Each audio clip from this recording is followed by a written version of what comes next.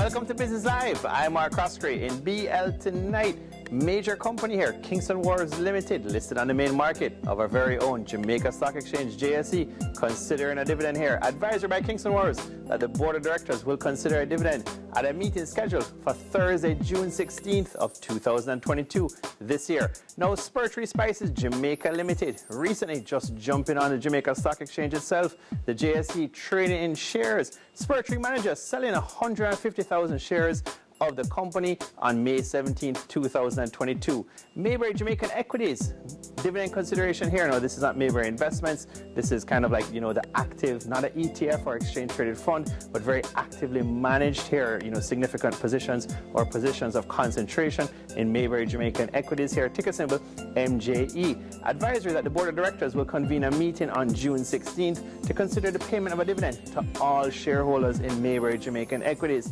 Now, Sagicor Group Jamaica Limited doing a good thing here, a stock grant, a very good thing to see here, skin in the game. You want to see that, whether it's your executives, your managers, connected parties, directors, all that good stuff. Advisory by the company, Sagicor Group Jamaica, that an executive was issued a stock grant of 6,956 shares in Sagicor Group Jamaica on June 1st, 2022. Sagicor makes it clear it's under the company's long-term incentive plan.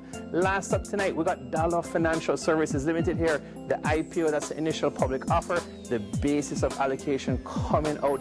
Talk about the market, could not get enough Dolla here. The bottom line here, the lead arranger, the deal maker here, VM Wealth coming out here that the company reserve pool, applicants in the company reserve pool shall receive actually up to the first 8.5 million shares, and this is the whole basis of allotment here, plus a pro rata actually allocation of approximately 2.49%, let's say 2.5% or so of the excess shares for which they applied for above the company reserve pool. Now, the general public pool, the one that really counts and matters, applicants in the general pool will receive up to 10,000 shares plus a pro rata application of approximately 2.5%, of the excess shares for which they applied for above the general public pool. Now, we haven't got the exact numbers yet, but if you go to popular blogs, popular, comments that were made on, let's say, Twitter and social media, they said something like, we've seen $5 billion, we've seen $10 billion, we've seen commentary about, like, whether it's 10,000 applications, and we saw something like it was 40,000 applications.